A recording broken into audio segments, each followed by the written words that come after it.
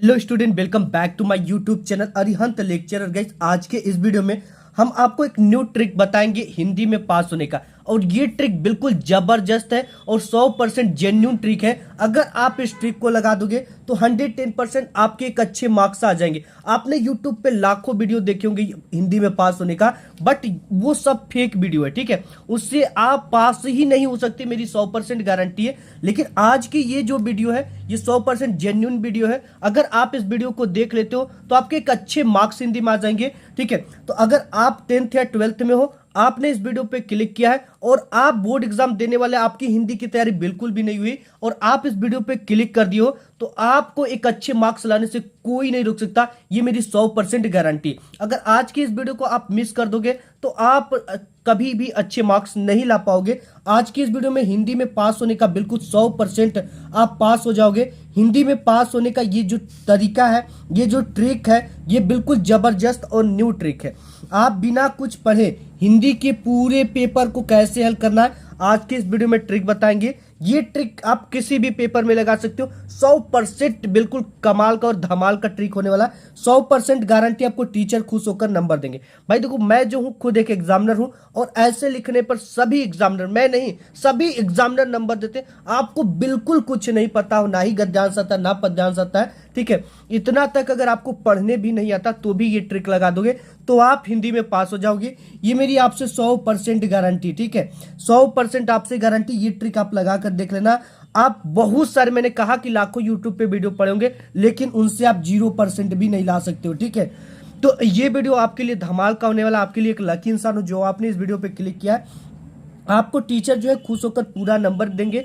ये जो मैं ट्रिक आज की इस वीडियो में आपको बताने वाला हूं, और मैं आपको बता दूं, ऐसा वीडियो आपको पूरे यूट्यूब पर नहीं मिलेगा, ये मैं आपसे दावा करता हूं। ठीक है, हिंदी के पेपर में प्रश्न दो प्रकार के आते हैं। पहला प्रश्न आता है ऑब्जेक्टिव टाइप के क्वेश्चन, जो आपको शुरू में मिलते हैं। इसका आंसर आपको OMR शीट पे या तो सही उत्तर चुनकर अपने आंसर शीट पे लिखना होता है। एंड दूसरा आता है सब्जेक्टिव टाइप के क्वेश्चन, जिसमें आपको गद्यांश, पद्यांश, जीवन परिचय, निबंध सभी की ट्रिक बताऊंगा भाई पूरी हिंदी के पेपर में।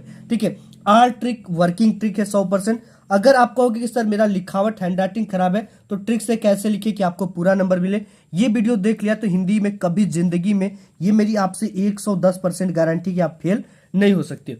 तो इस सबसे पहले यहाँ पे वीडियो में हम देखने वाले गद्यांश के लेखक का नाम ना पता हो तो संदर्भ कैसे लिखना है, लेखक का जन्म ना पता हो तो जीवन परिचय कैसे लिखना, प्रार्थना पत्र ना है तो कैसे लिखना, कोई भी निबंध ना है तो कैसे लिखना। आज की इस वीडियो में दो ट्रिक बताऊंगा। सबसे पहले तो आपको ऑब्जेक्टिव क्वेश्चन का ट्रिक नहीं बताऊंगा, ठीक है, इसको लास्ट में बताऊंगा। सबसे पहले सब्जेक्टिव क्वेश्चन का ट्रिक होगा। ठीक है, और लास्ट वाला जो ऑब्जेक्टिव क्वेश्चन का ट्रिक है, अगर आप में 10 बहुविकल्पी आते हैं, 20 आते हैं, 7 आते हैं, तो पूरा का पूरा आपका बहुविकल्पी उसमें से केवल 1 या 2 गलत होगा और बाकी ट्रिक जो है वो अगर 7 आता है तो 5 में वर्क करेगा, अगर 20 आता है तो जान लो 17 में वर्क करेगा। ठीक है, ऐसी ऑब्जेक्टिव का ट्रिक है, तो उसे हम लास्ट में देखेंगे।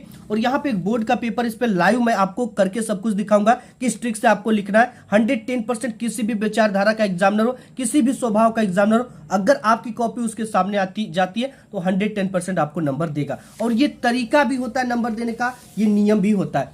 यहाँ पे सबसे पहले हम यहाँ पे ये लिए क्वेश्चन पेपर, जिसमें आपको बहुविकल्पी टाइप के पहले क्वेश्चन देखने को मिलता है। इसको छोड़िए, हम यहाँ से शुरुआत करने वाले हैं खंड ब से। ठीक है, और उसको लास्ट में बताएंगे। सबसे पहले यहाँ पे खंड ब आता है, जो कि पूरे का पूरा 50 मार्क्स का एग्जाम में आता है। यहाँ से आपको 40 मार्क्स लाओगे हमारे ट्रिक से केवल। ठीक है, सबसे पहले क्या है, खंड ब वर्णनात्मक टाइप के प्रश्न।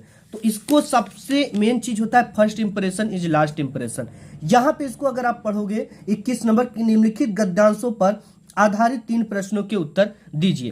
तो यहाँ पे सबसे पहले कि उपयुक्त गद्यांश का संदर्भ लिखिए। ठीक है, यानी आपको इसमें क्या लिखना है, उपयुक्त गद्यांश का संदर्भ, रेखांकित अंश की व्याख्या, और एक क्वेश्चन होता है जिसका आंसर आपको इसी में से देना होता है। अब देखो चीजें क्या है, हमें संदर्भ नहीं पता है। ठीक है, और ये 6 मार्क्स का आता है, मैं आपको यहां से 5 मार्क्स दिलाऊंगा। कैसे ट्रिक, सबसे पहले यहाँ पे जो हमारी ये आंसर शीट है, देखो एक चीज मैं आपको बता दूं प्यारे बच्चों की, first impression is last impression होता है। ठीक है, यानी कि शुरू में एग्जामिनर को इंप्रेस कैसे किया जाए, ये चीजें। अब यहाँ पे सबसे पहले आपको क्या करना है, ऊपर इसकी पेज पर, ठीक है, फ्रंट पे यहाँ पे खंड ब डाल देना, क्योंकि हम जो कर रहे हैं प्रश्न वो खंड ब है। ठीक है। और खंड, प्रत्येक खंड को नए पेज से स्टार्ट करना, इस चीज को ध्यान देना। और इसके नीचे स्केल से डबल पाई इस तरह से खींच देना। अब यहाँ पे हमारा खंड ब हो गया। खंड ब में किस टाइप के प्रश्न है? वर्णनात्मक टाइप के प्रश्न। तो यहाँ पे आपको क्या लिखना है? वर्णनात्मक प्रश्न। इतना लिखने के बाद आपको एक चीज क्या करना, एक लाइन का गैप करना यहाँ पे और डालना प्रश्नोत्तर संख्या 21, क्योंकि ये जो गद्यांश है 21 के अंतर्गत आता है। अब देखिए हमने इतना काम कर लिया, प्रश्नोत्तर संख्या 21 डाल दिया, इसके नीचे डबल अंडरलाइन पाई कर दिया। अब यहाँ पर हमारा पेपर में इतना काम हो गया। इसके बाद यहाँ पे 21 नंबर पे गद्यांश पर आधारित 3 प्रश्नों के उत्तर दीजिए। यहाँ पे एक गद्यांश ये है, एक अथवा करके गद्यांश देता है। तो एग्जामिनर को हम कैसे बताएंगे कि हमने किस गद्यांश को हल किया? तो इसके लिए आपको एक हिंट्स देना है एग्जामिनर को। कैसे? जैसे यहाँ पे कुसंग का ज्वर, शुरुआत के 1 से 2 अक्षर और लास्ट का 1 से 2 अक्षर क्या है? उठाती जाएगी। तो सबसे पहले आप यहाँ पे संकेत लिख सकते हो या गद्य लिख सकते हो, ये 2 चीजें आपको लिख रहा है। तो हम यहाँ पे गद्य लिखते हैं। इसके बाद है पहला कुसंग का ज्वर। अब यहाँ पे हम डैश डैश कर देंगे, जाएगी लास्ट टच। देखो इतना हमने कर लिया, शुरुआत के 1 से 2 अक्षर और लास्ट का 1 से 2 अक्षर डैश डैश लगाकर यहाँ पे लिख लिया। अब लिखने के बाद इसमें पहला क्या है? इसमें उपयुक्त गद्यांश का संदर्भ लिखने के लिए है, जो कि 2 मार्क्स का एग्जाम में आया हुआ है। अब इसमें क्या करना है? एक लाइन छोड़ना है और यहाँ पे डालना है, ठीक है। यहाँ पे क्या डालना है? पहला आपको डाल लेना, एक स्केल से ज्यादा की दूरी लेकर ये वाली पाई खींच लेना है। आप ब्लैक पेन से खींच सकते हो, आप ब्लैक स्केल से। पहला नंबर क्या है? संदर्भ। तो यहाँ पे आपको लिखना है संदर्भ। इसके नीचे स्केल से डबल पाई खींच लेना। अब देखो संदर्भ के लिए 2 चीजों का होना इंपॉर्टेंट है, एक तो पाठ का नाम और इसके लेखक का नाम पता होना चाहिए। अगर मुझे नहीं पता है, नहीं आ रहा है, तो हमको कैसे लिखना है, ठीक है। आ रहा है तो कैसे लिखना है, नहीं आ रहा तो कैसे लिखना है। सबसे पहले यहाँ पे संदर्भ लिखने के बाद लिखेंगे प्रस्तुत गद्यांश हमारी पाठ्य पुस्तक, इतना आपको लिखना है। इतना हमने लिख दिया कि प्रस्तुत गद्यांश हमारी पाठ्य पुस्तक। अब देखो ये पाठ्य पुस्तक हिंदी का पेपर है, तो यहाँ पे हिंदी से ही सब चीजें पूछा गया है। तो यहाँ पे हिंदी को जब भी लिखेंगे तो ब्लैक पेन से लिखेंगे और इसे इन्वर्टेड कामा में लिखेंगे, ठीक है। अब इतना देखो काम कर दिया। हिंदी प्रस्तुत गद्यांश हमारी पाठ्य पुस्तक, हिंदी की गद्य खंड में संकलित, इतना लिखेंगे।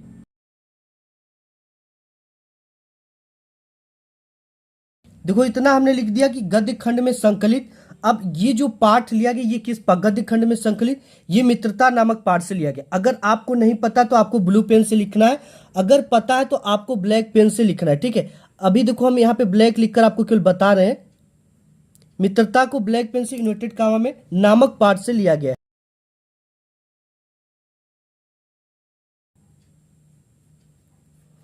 ठीक है, नामक पाठ से लिया गया। और इस पाठ के लेखक, गद्यांश में जब भी लिखेंगे तो लेखक लिखेंगे, ठीक है। इस पाठ के लेखक, अब देखिए यहाँ पे इस पाठ के लेखक, ठीक है। अगर आपको नहीं पता तो आपको ब्लू पेन से लिखना है, अगर पता है तो उसे आपको ब्लैक पेन से लिखना है, ठीक है। ट्रिक मैं आपको अभी बताने वाला हूं। अब देखिए इतना हमने लिखा कि प्रस्तुत गद्यांश हमारी पाठ्य पुस्तक हिंदी के गद्य खंड में संकलित मित्रता नामक पाठ से लिया गया है और इस पाठ के लेखक आचार्य रामचंद्र शुक्ल जी हैं। अब देखो अगर आपके इसमें इसका पाठ का नाम ना पता हो तो इसे आपको पहले या दूसरे पाठ का, अपने हिंदी के पहले या दूसरे पाठ को ब्लू पेन से लिखना है। और इसके लेखक ना पता हो तो आपको ब्लू पेन से ही लिखना है, ठीक है। क्योंकि एग्जामिनर ये सब चीजें आपको देख रहे हैं, क्योंकि एग्जामिनर काफी फास्ट होते हैं, उनको पर कॉपी चेक करने का पैसा मिलता है, वो एक एक चीजों को कभी नहीं पढ़ते हैं। तो खंड ब देखेंगे, वर्णनात्मक प्रश्न देखेंगे, प्रश्नोत्तर संख्या 21 देखेंगे और ये गद्य डालकर कुसंग का जो है डैश डैश उठाती जाएगी। ये चीजें देख लिया और यहां तक देख लिया कि पहले नंबर पे किया गया प्रस्तुत गद्यांश हमारी पाठ्य पुस्तक हिंदी, तो आपको नंबर दे देगा, ठीक है। तो यहाँ पे अगर देख भी लेगा तो अगर ये 2 नंबर का तो 1 नंबर आपको मिलेगा, ये मेरी 100% गारंटी है, ठीक है। तो ये ट्रिक है। तो आपको यहाँ पे अगर नहीं पता तो ब्लू पेन से लिखना है, इसको भी ब्लू पेन से पहले या दूसरे पार्ट का नाम लिख देना, ठीक है। अब यहाँ पर इस तरह से आपको लिखना और पहला नंबर पे तो पहला नंबर डाल देना। इसके साथ ही साथ अब एक चीज और आता है, इसमें क्या आता है, दूसरे नंबर पे आता है कि रेखांकित अंश की व्याख्या कीजिए। अब ये अगर कुछ भी नहीं आता तो रेखांकित अंश की व्याख्या, ये आपको इसी में से देखकर हेडिंग डाल देनी यहाँ पे। और जब भी हेडिंग डालेंगे तो 2 लाइन या 3 लाइन का गैप करके ही डालेंगे। और ये कितने नंबर पे है, दूसरे नंबर पे, तो यहाँ पे दूसरा नंबर आपको डालना है। ठीक है, अब यहाँ पे क्या लिखना है, रेखांकित अंश की व्याख्या। देखिए हमारी भी हैंड राइटिंग पुअर है। ठीक है, हमने यहाँ पे डाला दूसरा नंबर, रेखांकित अंश की व्याख्या। अब एक चीज आपको ध्यान देना है, रेखांकित अंश की व्याख्या देखकर हमने लिख लिया, ये भी 2 नंबर का है। तो आपको एक चीज थोड़ा सा टिप्स याद करनी, यहाँ पे लिखना है कि प्रस्तुत गद्यांश में लेखक कहता है, केवल इतना आपको लिखना है। क्या लिखना है, प्रस्तुत गद्यांश में लेखक कहता है।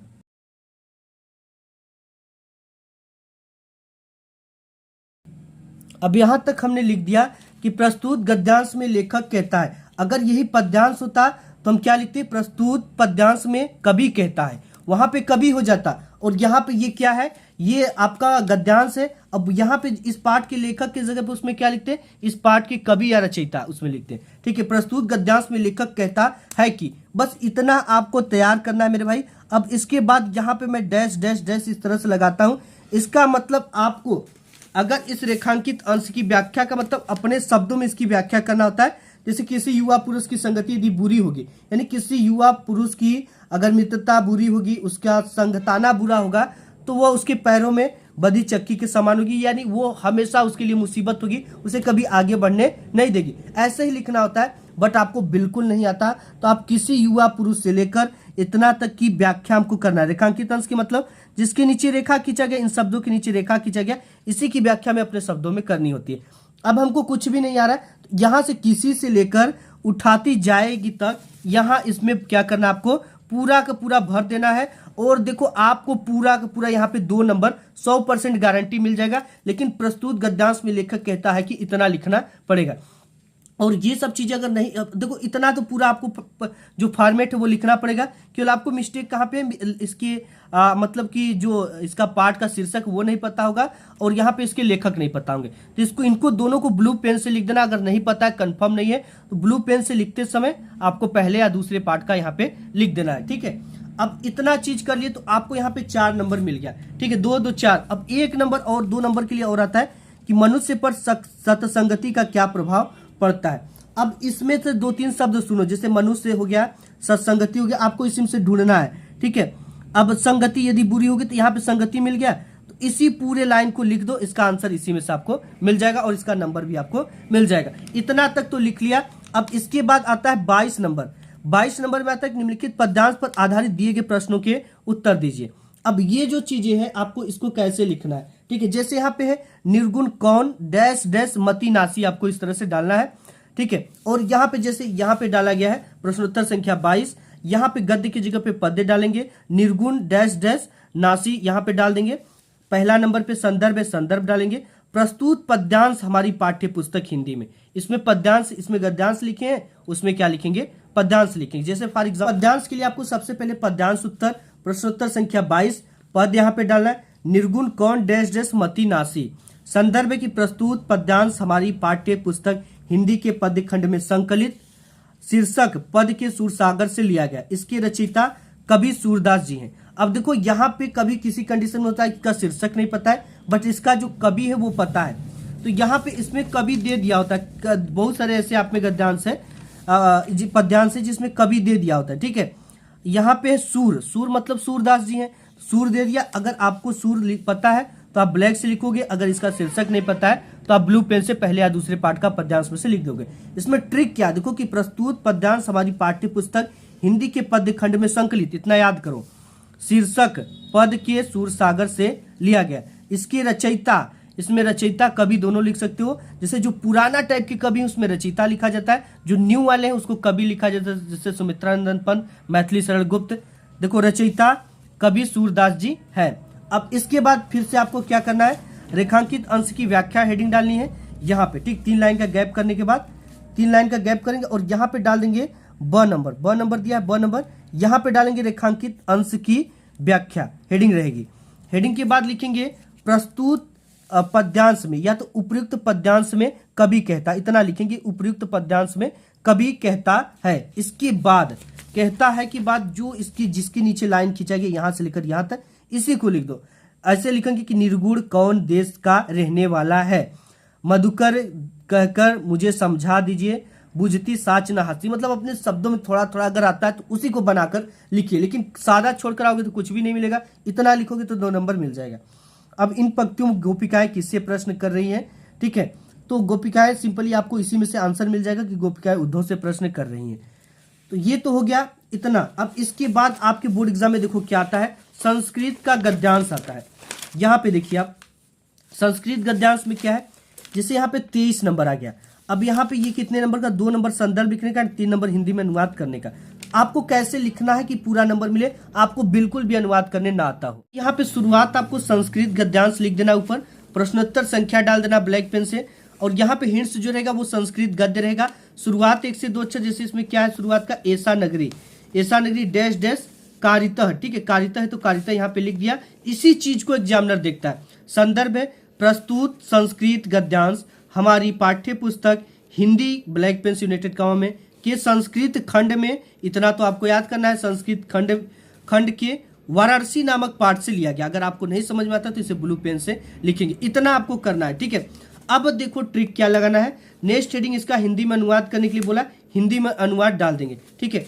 हिंदी में अनुवाद डालने के बाद जैसे यहाँ पे है ऐसा नगरी, तो आपको ऐसा लिखना, ऐसा मतलब यह होता है, अगर आपको पता है तो रंग लिखो, नहीं तो ऐसा नगर भारतीय संस्कृति, तो यहाँ पे भारतीय को अलग कर देंगे, संस्कृति है तो यहाँ पे केवल संस्कृत कर देंगे, इस बिंदु को हटा देंगे और इस ये जो ओढ़ाई है इसको हटा देंगे, संस्कृत लिखेंगे, इसको अलग करके, भाषा है तो भाषा केवल लिख देंगे, केंद्र अलग करेंगे, अब स्थल अलग कर देंगे, अस्थि मतलब है आप जानते हो।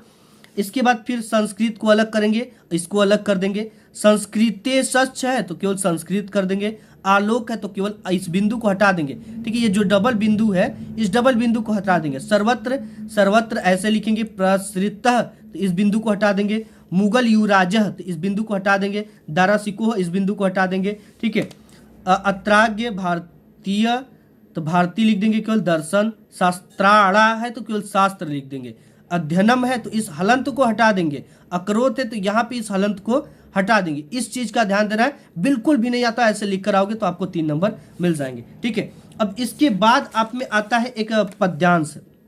देखो पद्यांश आपको कैसे लिखना है, जैसे दिए गए संस्कृत पद्यांश में से किसी एक का संदर्भ सिर्फ हिंदी में अनुवाद कीजिए, 2+3 है, 2 नंबर संदर्भ लिखने का एंड 3 नंबर हिंदी में अनुवाद करने का यहाँ से आपको मिलता। अगर आपको ये बिल्कुल नहीं आता तो कैसे लिखना है, यहाँ पे प्रश्नोत्तर संख्या 24 डाल देंगे, श्लोक यहाँ पे हेडिंग रहेगा, ठीक है, श्लोक, बाकी में संस्कृत खंड डालते थे उसमें, अब यहाँ पे श्लोक सर्वे भवन्तु डैश डैश भवेत्, संदर्भ डालेंगे प्रस्तुत श्लोक हमारी पाठ्य पुस्तक हिंदी के, अब यहाँ पे संस्कृत खंड आपको याद करना है, ठीक है, संस्कृत खंड में संकलित, ये नहीं पता है तो ब्लू पेन से लिख दो, भारतीय संस्कृति नामक पाठ से लिया गया, इतना आप लिखना है, ठीक है। अब इसके बाद आपको ये चीजें नहीं पता तो यही लिख दो, हिंदी में अनुवाद हेडिंग रहेगी इस तरह से आपको, ठीक है। अब यहाँ पे सब सर्वे भवन्तु सुखिना मतलब सुखी, सर्वे संतु निरामया मतलब निरामय लिख दो केवल, ठीक है, ऐसे आपको लिखना है। अब इसके बाद ये डिस्ट्रिक्ट वाइज होता है, इसका खंड काव्य आप थोड़ा बहुत जानते हो बनाकर लिख दो, ठीक है। जो इसमें है ज्योति जवाहर खंड काव्य जो कि जवाहरलाल नेहरू पर आधारित है, तो आप उनसे रिलेटेड जो भी जानते हो उसको लिख दो हेडिंग बना बनाकर। अब इसके बाद यहाँ पे आता है जीवन परिचय जो कि 5 नंबर का आता है। अब जीवन परिचय आपको नहीं पता तो देखो क्या लिखना है, यहाँ पे जैसे लेखक परिचय ऊपर डालना है, प्रश्नोत्तर संख्या 26 का क डाल देना है, जयशंकर प्रसाद इसकी टाइटल जो भी यहाँ पे लिखा गया पेपर में जयशंकर प्रसाद का लिख रहे हो तो यहाँ पे जयशंकर प्रसाद लिख देना है। जीवन परिचय हेडिंग डालनी है, हिंदी के प्रसिद्ध लेखक जयशंकर प्रसाद जी का जन्म 1889 ईस्वी में हुआ था। अब जितने भी लेखक का जन्म लिखो 1800 में लिखो, किसी का 2002 मत लिख देना, ठीक है। 1889, 1887, 1888, 1886, 1506 जो एकदम पुराने कवि हैं जैसे सूरदास उनका 1500 में जाओ, 1400 में जाओ, कबीर के 1400 1300 में जाओ, ठीक है। ये देखो सन 1889 ईस्वी में हुआ था।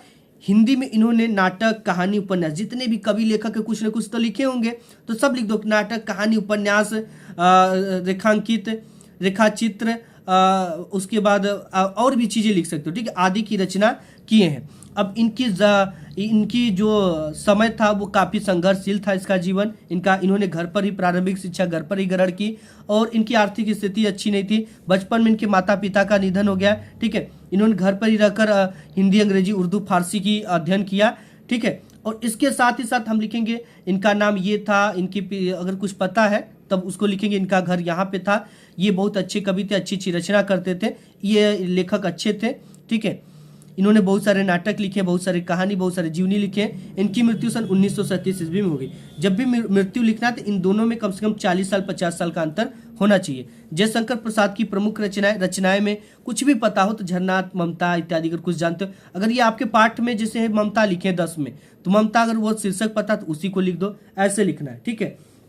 इसके बाद आपको एक ट्रिक मैं बताऊंगा। अब आपके बोर्ड एग्जाम में आता है प्रार्थना पत्र, यहाँ पे आएगा, ठीक है। जैसे यहाँ पे आया है कवि परिचय भी उसी तरह से लिखना है। बीमारी के कारण अपने प्रधानाचार्य को प्रार्थना पत्र लिखे। सबसे पैटर्न ही देखा जाता है और पैटर्न के लिए ही ये सब चीजें पूछा जाता है कि फॉर्मेट क्या है। सबसे पहले तो आपको इन सभी चीजों को, चाहे निबंध लिख रहे हो, चाहे आपको जीवन परिचय लिख रहे हो, चाहे पत्र लेखन लिख रहे हो, इसके लिए नया पेज लेना है और प्रत्येक खंड को नए पेज से शुरू करना है। यहाँ पे पत्र लेखन डालना है, प्रश्नोत्तर संख्या 28 डालना है, सेवा में डालना है, इसके बाद कामा लगाना है, श्रीमान प्रधानाचार्य जी, यहाँ पे प्रधानाचार्य जी, यहाँ पे है प्र जी कॉलेज, ठीक है। जहाँ भी कॉलेज है, डीएवी कॉलेज है, जो भी कॉलेज आपका नाम, कॉलेज का नाम, प्रयागराज उत्तर प्रदेश किस जगह पे है, उस जगह का नाम आपके एडमिट कार्ड पे वहीं से देखकर लिख देना, और कॉलेज का नाम भी एडमिट कार्ड से लिख देना। विषय, जिस भी विषय, जैसे यहाँ पे बीमारी के कारण पूछा गया है, बीमारी के कारण, ठीक है, अपनी बीमारी के कारण, तो यहाँ पे देगा कि खेल के कारण दो, बीमारी के कारण दो, लाइब्रेरी के कारण दो, अति आवश्यक कार्य हेतु दो, उसी चीज को यहाँ विषय में लिख देना है। इसके बाद महोदय, इस सेवा में के जस्ट नीचे महोदय रहेगा, महोदय के बाद कामा लगाना है, और ये जहां से कामा इंड होता है वहीं से सविनय शुरू करना है। सविनय क्या है? सविनय निवेदन है कि, ठीक है, जो भी है कि मैं इस कारण से बीमार हो गया, मैं अचानक आज रात बीमार हो गया, मेरी माताजी का तबीयत खराब हुआ, हमारे स्कूल में लाइब्रेरी की कमी है, हमारे स्कूल में कंप्यूटर उपकरण नहीं है, हमारे नगर में साफ सफाई की व्यवस्था नहीं है, ये सब चीज़ों को लिख देना, ठीक है। लिखने के बाद जहाँ से ये आपकी बात पूरी होती है, आपको यहाँ पे जगह छोड़कर, अतः जब भी लिखेंगे हम तो यहाँ से शुरू करेंगे, इतना छोड़कर, ठीक है। अतः, इसके बाद धन्यवाद, दिनांक डाल देना, आपका आज्ञाकारी शिष्य, ठीक है। नाम नहीं लिखा जाता, नाम अवश्य, कक्षा 10 12 11 जो भी हो यहाँ पे लिख देना। अब ये तो हो गया। अब इसके बाद संस्कृत उत्तर भी आता तो ऐसे आप लिख देना थोड़ा बहुत, जैसे इसी को लिख देना अगर ना हो से, कीम हटाकर कभी चातक शिक्षति। अब इसके बाद तीसरा है किसी मेले का आंखों देखा वर्णन, 7 नंबर का आता है निबंध लिखने के लिए। देश प्रेम, बेरोजगारी और उसे दूर करने के उपाय, प्रदूषण की समस्या और समाधान। अब देखो सबसे मेन चीज है, हम निबंध लेखन लिखेंगे नए पेज से, प्रश्नोत्तर संख्या डाल देंगे, प्रदूषण की समस्या में समाधान डाल देंगे। प्रस्तावना, प्रस्तावना सभी में रहता है, फर्स्ट हेडिंग और लास्ट हेडिंग उपसहार, और एक बीच की पूरी बॉडी रहती है इसकी, तो वो क्या है, जैसे आज के समय प्रदूषण की समस्या पूरे विश्व में है, जो एक बड़ी गंभीर समस्या है, जिसमें जीवधारी का जीवन संकट में पड़ा, ठीक। इन सभी से प्रदूषण क्या है, जीवन को संकट पड़ा है, इससे कई तरह की बीमारियां हो रही है, लोगों की लाइफ खराब हो रही है, संकट में पड़ा है। प्रदूषण का अर्थ क्या है कि अपने आसपास का वातावरण दूषित हो जाना प्रदूषण कहलाता है, जिसमें हम सांस ना लें, सांस लेने में प्रॉब्लम हो, ठीक है, लोग बीमार हैं, तो उस समस्त क्षेत्र को प्रदूषण कहते हैं, ऐसा लिख देना। प्रदूषण के प्रकार क्या है, जल प्रदूषण आप जान ही रहे, जल का भी गंदा होता है, वायु प्रदूषण हो ही रहा है, मृदा मिट्टी प्रदूषण हो ही रहा है, ध्वनि प्रदूषण आप तो देख ही रहे हो। तो इन सभी का फिर हेडिंग डाला, जल प्रदूषण में मृत शवों को बहा देने से जल प्रदूषण, नहाने से, गाय गोरू को नहलाने से, ठीक है, कंपनियों के पानी को खुलेआम इसमें बहाने से। वायु प्रदूषण, ट्रकों से, मोटरों से वायुयान से निकलने वाली धुआं, ठीक है, ये सब चीजें अपने से बना कर लिख देना। मृदा प्रदूषण है खेती के लिए रासायनिक उपकरण, उर्वरक, खाद का उपयोग करना, ठीक है, और कई तरह के ऐसी केमिकल का उपयोग करना जिससे कि मृदा प्रदूषित हो। ध्वनि प्रदूषण तो आप जान ही रहे हो कि शोरगुल हो रहा है, जेट विमान जो है वायुयान है, ट्रेन रेलगाड़ी इस वैज्ञानिक की देन है। प्रदूषण का कारण क्या है, प्रदूषण का कारण है जनसंख्या वृद्धि, ठीक है, मतलब बढ़ी रहा है तभी तो प्रदूषण हो रहा है भाई। उपसहार लास्ट हेडिंग है, मतलब इसको हम कैसे रोक सकते हैं, सरकार के लिए इसके लिए क्या कदम उठाना चाहिए, ये पूरी ट्रिक आपको अपने एग्जाम में लगा। अब देखिए लास्ट में हम बात करते हैं कि बहुविकल्पी जो ऑप्शन आते हैं, किसी 10 में तो 20 ठो आते हैं और 12 में कम आते हैं, इसको ट्रिक कैसे लगाना है, ठीक है, सबसे इंपॉर्टेंट चीज है इसमें ट्रिक लगाना।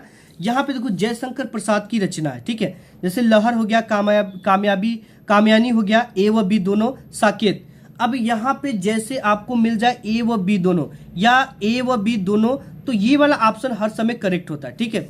अगर आपके एग्जाम में कोई ऑब्जेक्टिव क्वेश्चन इस भी सन वाला आए तो ये ट्रिक लगाना है।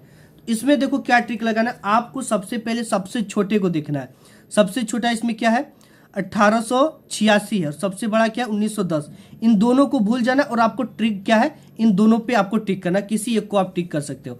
अगर आपके एग्जाम में MCQ ऐसा है तो ये ट्रिक लगाना। जैसे कि कोई क्वेश्चन आ गया, जैसे यहाँ पे मैं आपको दिखाता हूँ क्वेश्चन, बहुत सारे क्वेश्चन है। जैसे यहाँ पे जयशंकर प्रसाद की रचना है, चंद्रगुप्त, स्कंदगुप्त, ध्रुव स्वामिनी, ये सभी वाला जो ऑप्शन होता है 99.99% करेक्ट होता है। इसके साथ ही साथ और भी इसमें आया हुआ ट्रिक दिखाता हूं मैं आपको। यहाँ पे देखो, जैसे है कि रीति मुक्त कवि है, आलम है, ठाकुर है, बोध है, ये सभी, तो यहाँ पे ए सभी वाला ऑप्शन आपका क्या हो गया, करेक्ट हो गया। उपयुक्त सभी, ए सभी, ये सब ऑप्शन अक्सर करेक्ट होता है। जैसे यहाँ पे प्रयोगवादी कविता की प्रमुख विशेषता है अति यथार्थता, विद्रोह का स्वर, बौद्धिकता की प्रधानता, उपयुक्त सभी, तो यहाँ पे उपयुक्त सभी वाला ऑप्शन क्या हुआ है, करेक्ट। और आपको ये चीज बता दूं कि शुरू में अगर 20 बहुविकल्पी आते हैं तो शुरू में ए व बी आपको करेक्ट होता है। जैसे यहाँ पे देखो शुरू में क्या करेक्ट हुआ है, ए करेक्ट हुआ, बी करेक्ट हुआ, ए करेक्ट हुआ, ए करेक्ट हुआ, ठीक है, एक आध तो सी हो जाता है, इसमें डी हो गया, ठीक है, इसमें तो ये ट्रिक आप लगा ही दोगे। ए व बी, अगर आपको में 20 आता है तो 10 ए व बी मारिए शुरू में, और लास्ट में जब 11 से आइए तो आपको डी व सी मारना। अब यहाँ पे देखो, अब यहाँ पे क्या करेक्ट हो रहा है आपका, देखो यहाँ पे जैसे कि ये, ठीक है, डी करेक्ट हुआ, सी करेक्ट हुआ, सी करेक्ट हुआ, इधर सी करेक्ट होने लगा, ठीक है। इस तरह से आपको ट्रिक लगाना है। आज की इस वीडियो में बस इतना ही। वीडियो पसंद आए तो लाइक करना, अपने फ्रेंड में शेयर करना, इंस्टाग्राम पे फॉलो कर लेना। आज की इस वीडियो में बस इतना ही, मिलूंगा नेक्स्ट वीडियो में, तब तक के लिए धन्यवाद।